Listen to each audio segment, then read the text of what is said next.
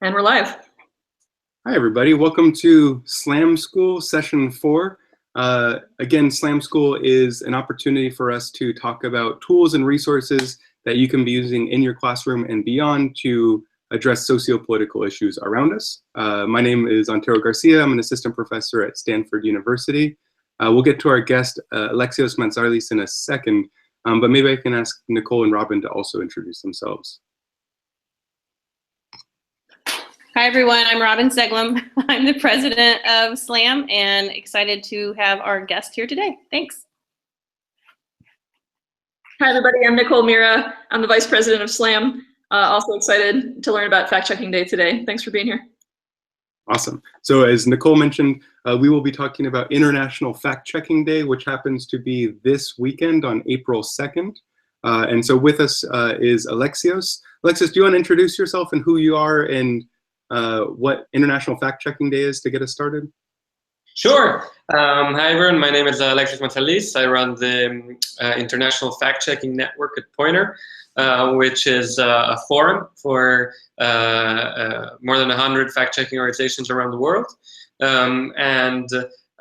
We realized early on that as much work as all of us could be doing to fact-check most important stories in our relative countries, there really was, we were all just scratching the collective surface, and that if we were all to have some kind of impact, we should inspire others to do much of the same. And so out of that came International Fact Checking Day, which is April 2nd in many countries around the world. April 1st is April Fool's Day, and so April 2nd is a bit of a foil to that.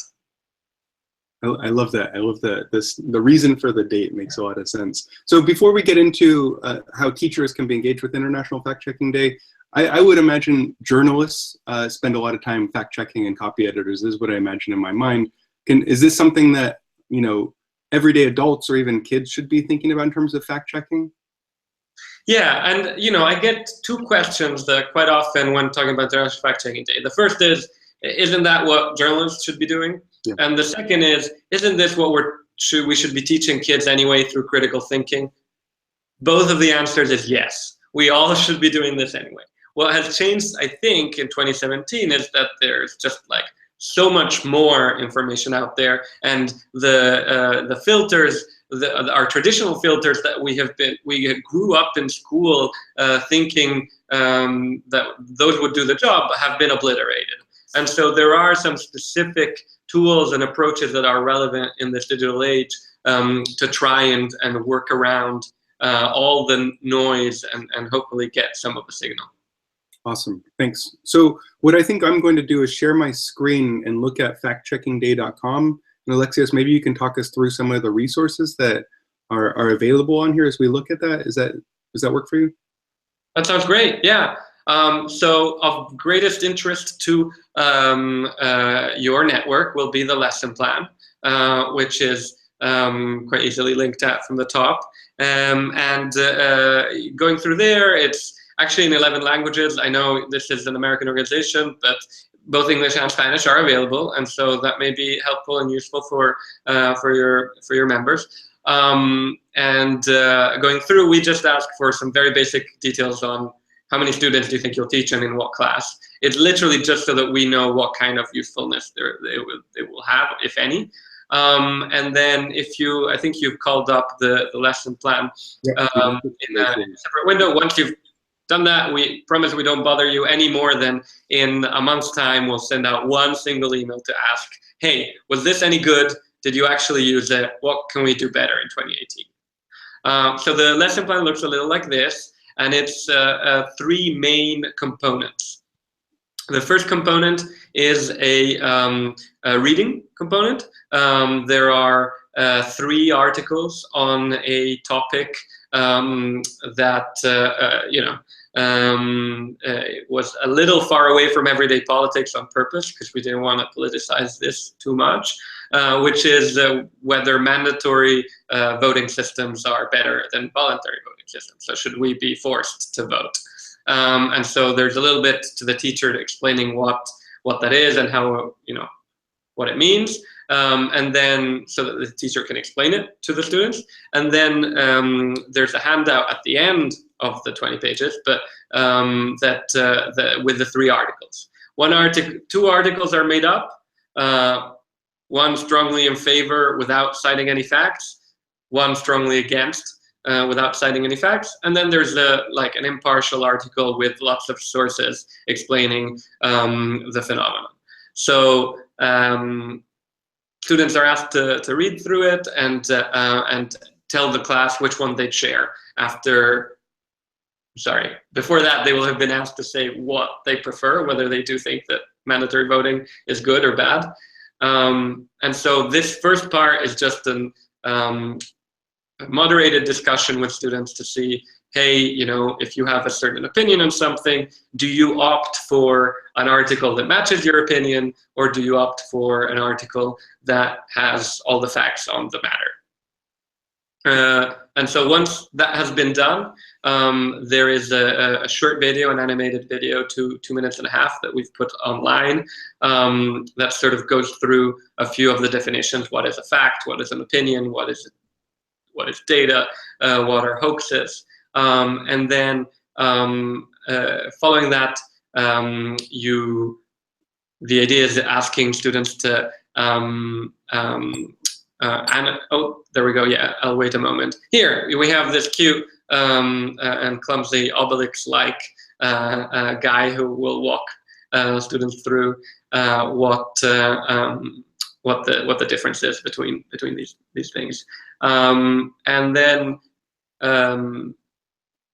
so that's the first part of the exercise. The second part is to give the students the same articles and ask them to annotate them. Having explained to them what is the difference between a fact and an opinion, to highlight differently what parts are opinions and what parts are facts.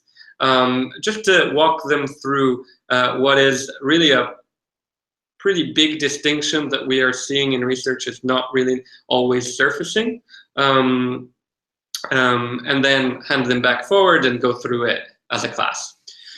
So these are the first 2 modules, and these sort of need to be done together. The third module can be even a standalone, and it is specifically basic fact-checking tools. So you start from a hoax, and it's a story about Fukushima radiation flowing from from Japan all the way to California, and step by step, the guide sort of helps the teacher go through the story and run a reverse image search, show them why that photo isn't what it says it is, run a Whois registration and see who's behind the site, call up a fact-checking site. And you know, we're perfectly conscious that some teachers may find this really easy and some teachers may not have the background. And so we do have some notes on what all of these things are. How do you reverse image search? How do you look up the owner of a website? Other potential resources on fact-checking and fake news and what teachers are doing around the country. So this module is sort of a standalone, and the final, in the sense that it can be done with the first 2, it can be done alone if you don't have the full hour and a quarter.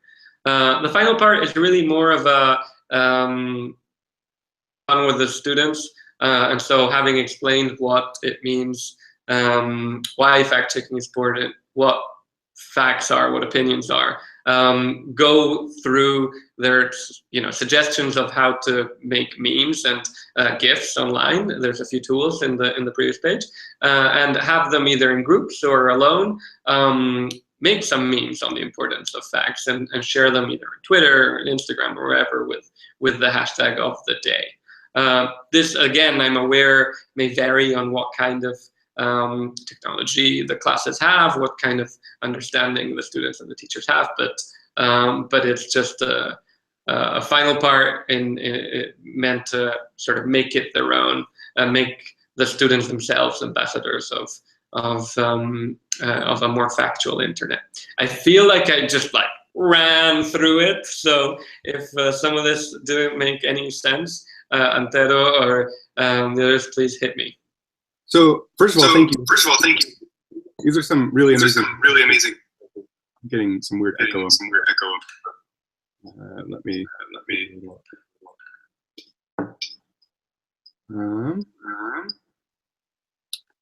I'm going to Nicole or Robin. You guys can ask an echo on my I should part. say while he figures out his mic that there's also a section on the website, and those are 6 guides that are more advanced than the lesson plan. So if either your students are way too smart for this stuff, or you're teaching, this is sort of shooting for 14 to 16-year-olds. So if you are slightly older, if your students are slightly older than that, the how-to guides really are a bit more advanced. Some of the verification tips for photos, for example, are ninja level, I'd say. So so there's some stuff there if you want to piece together content from there. And there is also a fake news trivia quiz. So if you're on the full let's just have a bit of fun with students about this, because you've already gone through the importance of facts, opinions, etc. There is that you can do with kids too.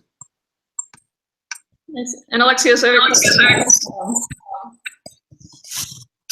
Whether you've tested with other experiences. I'm sorry. It seemed I heard echo on you too. Is it me? It might be me.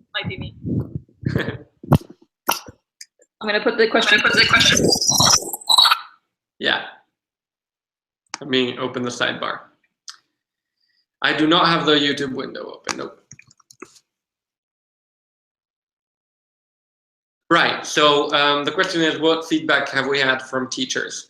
I am currently off of pure downloads. So the package has been downloaded more than 250 times, and we asked teachers to indicate how many students they would use it with, as I mentioned, and the current running total is 23,000 students. So I think as a goal, aspirationally, because of course some of these teachers may just be curious and may not use it, but aspirationally, I think the reach could be very large. I think that there is definitely an interest and a thirst for this kind of content. I don't know what feedback we'll get, whether this teachers are finding it practically useful. We've had a few classes already doing it, and they've been happy with it, although maybe they found it that it's more content than the 75 minutes that we had suggested. So I think that's something that people who are looking up may want to check. And then yeah, but I think there's a lot of interest, and in a month's time as well, any feedback we get from teachers, even if you downloaded it and hated it, please let me know, because we're going to be doing this again, and we really want to do stuff that is useful. For now, the feedback we got just from people who are instructors has been, this looks good. I want to know, whether this actually works good in the classes. Thanks. So yeah, so I have a question also, and I really appreciate all of the resources you have here. And as you were sharing the curriculum, it looked like there were a bunch of resources that you mentioned that I suspect a lot of teachers probably aren't familiar with. So I'm wondering if you could just explain, I realize these are in the curriculum, but could you explain what reverse image search means and what a whois lookup is, or who it is, right? Depending on, I think, how that language might be conveyed. And I realize you have links and ways that teachers will be able to use these, but just so people understand, because I think those are some quick, easy fact-checking tips that you shared in the curriculum. Yeah, absolutely. And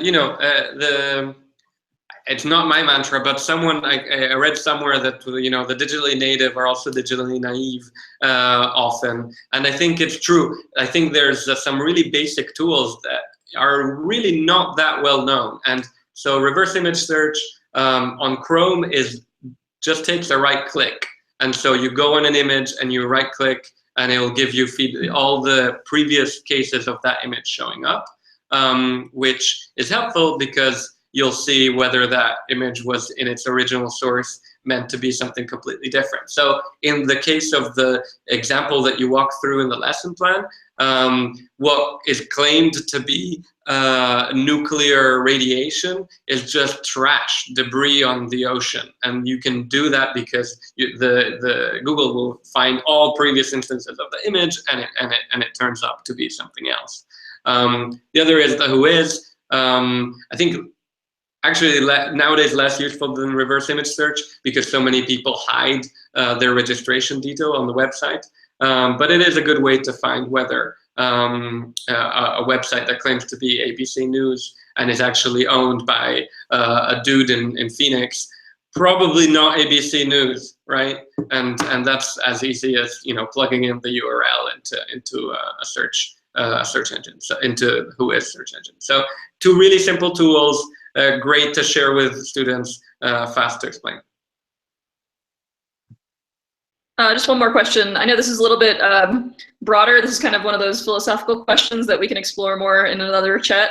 But I think it's really interesting to think that we're at a point now in our politics. I know you mentioned that you didn't want it to be too explicitly political in the curriculum, depending on where teachers are. But we're at a place now where fact and opinion are blurred more than ever before, so that it's not just about knowing where a source is getting their evidence from, but we're getting to a point now where folks want to believe information, even if it is not pure fact, just because they like the source that it's coming from more. And we have a lot of hybrid websites now that are taking a kernel of truth and then just kind of slanting it in a very political direction. And I think it's making it even harder for teachers to figure out, you know, when students are coming in and they're looking at sites that are citing evidence and people want to believe the evidence that conforms to their view, how do we even have a conversation about, you know, what facts are anymore?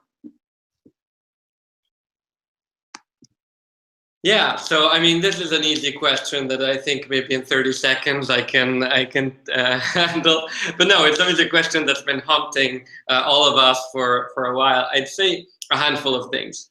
The first is that this very issue is the reason why we did have the animated video on the difference between facts, opinions, bias, etc. And so I think it is a fundamental component of addressing this with students, drawing those lines and making it clear. Opinions are fantastic. Opinions can be fun, can be, you know, can inspire us, but they're a different set of things. And so that is, I think, a first important step. I think also we have been, if a year ago people were either too bullish or didn't care enough about fact checking, I think now we're in the sort of swung the opposite extreme where, you know, it's like a meme, facts are dead, LOL. And I think that's a little, there's been a bit of moral panic when actually there's loads of studies that show that corrections do change people's minds. They may not change their votes, they may not change their actions, and that's fine, right? Like the important thing is that are we capable when confronted with factual information to understand it and to change our minds. And you know, yes, people believe things, you know, are less likely if it goes against their personal opinions, but they're still likely to change it. And so I think you wouldn't expect from me, from the organizers of the fact-checking day, to say that facts are dead, but they really aren't dead. We have peer-reviewed academic research to indicate that. Awesome. Well, Alexios, thank you so much. We really appreciate it. And appreciate the work that Pointer is doing around facts while they are not dead so far. So just as a reminder, International Fact-Checking Day is this Sunday, April 2nd, and you can get all of the materials that Alexios was sharing with us at factcheckingday.com. And you'll also, as you're sharing this curriculum, you'll probably want to use the hashtag #FactCheckIt as you share different kinds of resources and memes as part of the curriculum. As some just kind of procedural wrap up here, any updates or if you ever want to get in touch around SLAM, please visit the website slam.education. I'm going to try to put up a flyer for our next session, which is on April 11th. We will be joined by Bud Hunt, who's at Bud the Teacher on Twitter, and we're going to be getting back to basics to talk about effective letter writing and how to communicate effectively in whatever kind of multimodal writing practices you might be engaging with. Again, thank you very much for your time, Alexios. We really appreciate it. And thank you all. Perfect. We'll see you on a. Thanks for having me. Bye, guys.